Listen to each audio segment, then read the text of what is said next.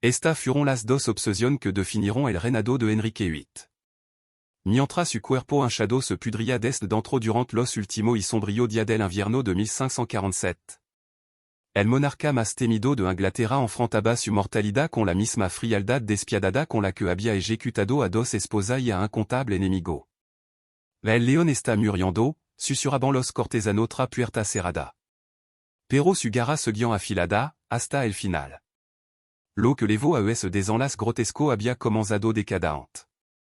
Un joven príncipe atlético y apuesto, admirado en toda Europa por su carisma renacentista, terminó convertido en un tirano monstruoso que jadeaba por en las cámaras oscuras del Palacio de Whitehall. La pregunta que resuena o no y es inevitable. ¿Y cómo se deformó tanto el cuerpo y el alma de un rey? No basta con señalar su matrimonio fallido. La respuesta más oscura ya son los misterios de su cuerpo, una cadena de catástrofes médicas que lentamente destruiront no solo su carne, sino también su cordura. Para enero de 1547, Enrique era la sombra grotesca de su antiguo yo. Su cuerpo, una prisión de dolor, ulcera putrefacta que supuraban un olor tan fétido que hacía vomitar a su sirviente. Alguno relató afirmant que pesaba más de 180 kilos. Ya no podía caminar, y requería sistema mecánico para ser trasladado de un lugar a otro. Su rostro había perdido toda humanidad. Los ojos hendidos en carne amarilla, los labios secos, el aliento pesado.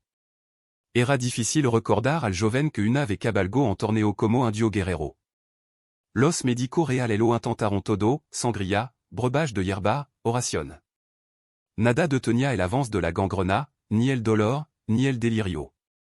Hoy, los expertos creen que Enrique sufría diabète tipo 2, gota, y posiblement ostéomielitis, una infección ósea brutal.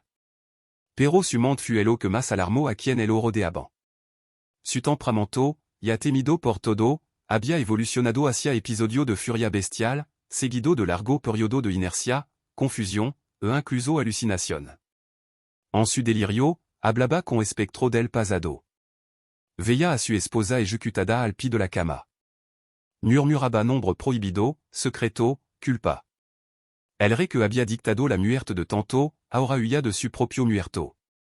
Y sin embargo, la política no descansaba. Su hijo, el joven Eduardo VI, tenía apenas 9 años.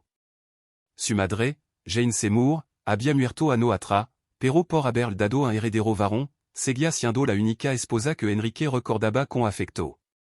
La lucha por controlar al niño ya había comenzado.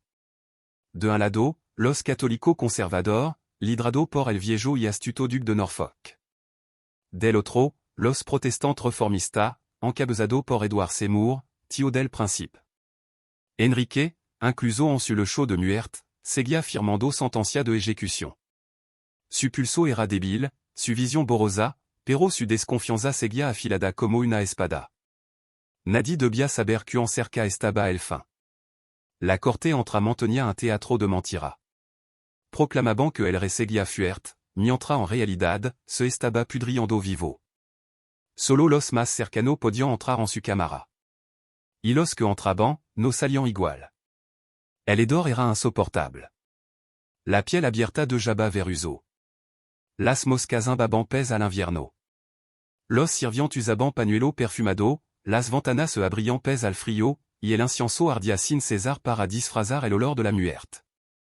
Se aplicaban tratamiento extremo, opio para calmar el dolor, caldo de cebola hervida para las llagas, cráneo humano pulverizado para evitar la gangrena. Nada funcionaba. Enrique, el hombre que había desafiado al papa, que se había proclamado jefe de su propia iglesia, ahora se aferraba a cualquier rito que le ofreciera esperanza. Un día pedía confesor católico. Al siguiente, ordenaba rezo protestante.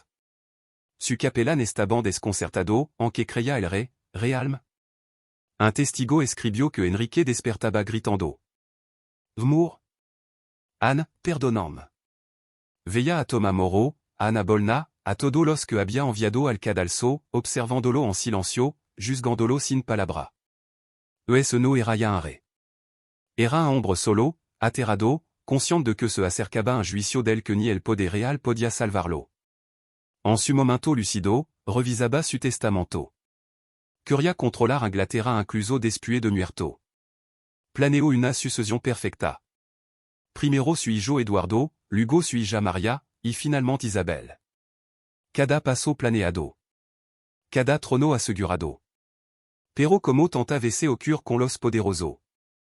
Su muerta brio puerta que no pudo cerrar. Tras su ultimo suspiro el 28 de enero de 1547, la noticia fut ocultada durant 3 dia completo. El consejo privado movio pieza en secreto, aseguró fortaleza, celo alianza, y colocó a Edward Seymour como senor protector de Inglaterra en de anunciar que el rey había muerto. Enrique ya no respiraba. Pero un gobernaba d'est su timba.